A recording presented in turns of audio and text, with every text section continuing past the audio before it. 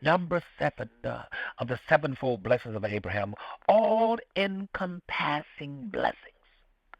What are you saying? God told Abraham that the seventh level of his blessings is that all the families of the earth would be blessed in him.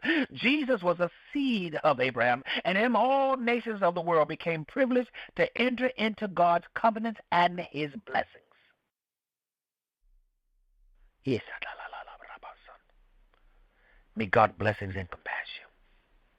That may everyone in your bloodline may be blessed, but they must come to know God. And that those that are saved, unsaved, and backslidden shall come to know God. That your seed and your seed shall fill the earth and be blessed. May you walk into the 7 blessings of Abraham. See, Abraham would have wasted away as a nobody if he had not gone through the deliverance that ushered him into the blessings. What was deliverance? Get out of your country, get from around your family, and get out of your father's house. He got his deliverance. We need his kind of experience to enter into the fullness of God's blessings for our lives. Abraham would have experienced the opposite of what God had told him if he had not been delivered in those 3-dimensional levels. God might have revealed great things to you about yourself, your life, but except you are delivered from the 3-fold bondages, those revelations may never be fulfilled. In our next teaching, we're going to look at some unfortunate mistakes of Abraham after receiving his deliverance. His deliverance was get out of your country, get from around your family, and get out of your father's house. He makes some unfortunate mistakes which carried on over into his bloodline.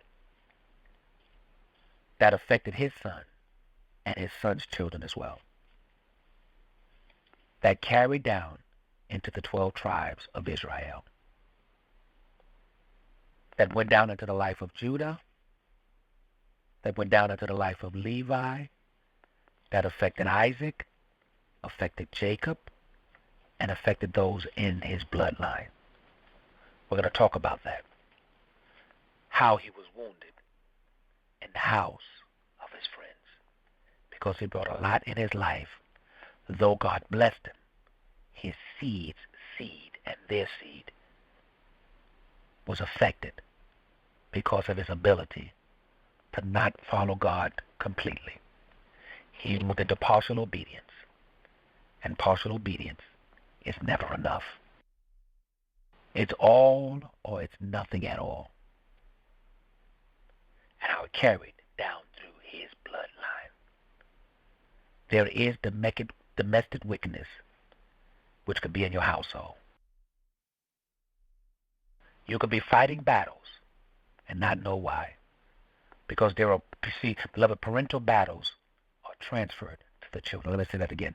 Parental battles are transferred to children. There are spirits whose duty is to revenge domestic wickedness. These spirits want to retaliate, meaning that what your forefathers have done, there are spirits that are connected to that. And they will do whatever they can do to affect your life. Because Abraham did not do exactly what God told him to do. And brought unfortunate mistakes. And now he was carrying the burdens of even Lot in his life. But that affected even his household. And we're going to look at that in our next teaching. Because you can be wounded in the house of your father. You could be wounded in the house of your friends and not know why you're fighting battles in life. There are spirits whose duty is to revenge, that will fight against your life, that will fight against your destiny. You see, there are domestic wickedness sponsored by polluted family houses where destinies of peoples are being smashed. And so you could be receiving attacks in your life and not know why. We've seen it in the life of Eve and Adam, and Cain and Abel, and Lot and Abraham. We have with Esau and Jacob fighting with each other, but lies still continuing. Abraham lied to Pharaoh. He lied to King Abimelech. That lie, the spirit of lying, transferred down to Isaac, and he lied and said that Rebekah was not his wife. Jacob lied to his father, along with his mother, to steal his brother's birthright. Trickery running through the bloodline. Because Jacob lied, he can only meet lies and deception in life because he was, and Jacob means trickster, the deceiver, the con artist. Jacob was a smooth operator. He was a mama's boy. He conspired with his mother to lie and to trick his father and to steal his father's birthright. And to be very watchful in life, beloved. And to be very watchful. You can steal something that was never for you to walk into. You can steal somebody's mate.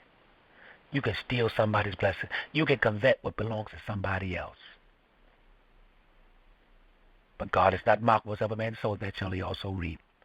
And so because Jacob was a deceiver and a trickster and a liar and a con artist, he too now must be conned and tricked in life.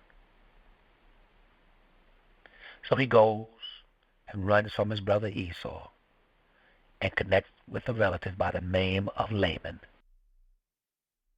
He tells him, because he falls in love with Rachel, but he has to work 7 years to get her. And Rachel's not the oldest. So on the wedding night, she's covered, her face is covered. He thinks that is Rachel. He sleeps with her, but he finds out that it's Leah. He's tricked. The trickster will always get tricked. The con artist will be conned by somebody else. The deceiver must be deceived by somebody else. The liar must be lied to. So because he deceived his father, he's now deceived by Laban.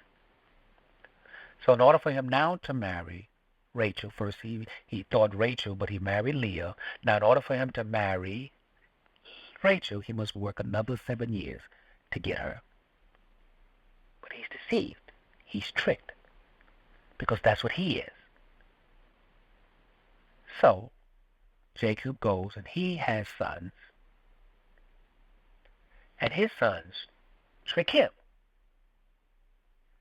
And his sons lie to him. But prior to that, remember Jacob, his mom got together and they kill an animal. They take the blood. They take the skin of the animal, the hair. He puts it on his arms, on his body, so he can feel like he's hairy. Why? Because he was smooth. He was a man of the house, while Esau was a man of the field. He didn't have rough hands. His voice was different. He killed an animal, which now becomes a covenant, which now becomes an altar, which now becomes a blood sacrifice. So he can smell like an animal, smell like the outside, and so he shed blood to steal his brother's blood, his brother's birthright. Guess what? His sons must do the same to him. So his sons tricked and fooled the father that Joseph is dead. They too now kill an animal. They shed blood too now. So now also, though Jacob sheds blood and creates a covenant, a blood covenant of evil, guess what? His sons do the same thing. But now their act now will affect their bloodline as well. So they act and they take the coat of many colors filled with blood, which now becomes now another evil covenant that is now set in place that runs through this bloodline. You watch whom you have around you. Watch whom you have around you. Get rid of every lot in your life. Because you can be wounded in the house of a friend. And a friend is really a foe. A friend is an enemy disguised as a friend. Someone may be good to you, but not good for you. And so this runs through the bloodline. Lies, which came from Abram, not following what God told him to do. Hear me, beloved. What you do today and what you do not deal with, your children and their children and their children will have to deal with it. Because Adam and Eve formed a spiritual death, and earthly death had to show up. So Cain killed Abel. We've looked at some things already. When Lot's daughters lied, got their father drunk and had sex with him. And how those created the Moabites and the Ammonites, and they affected, and you go down into 2 Chronicles chapter 20, we see them now battling against Judah, battling against Israel, the Moabites and the Ammonites, and all of other people. Hear me, beloved. You have to be very, very watchful.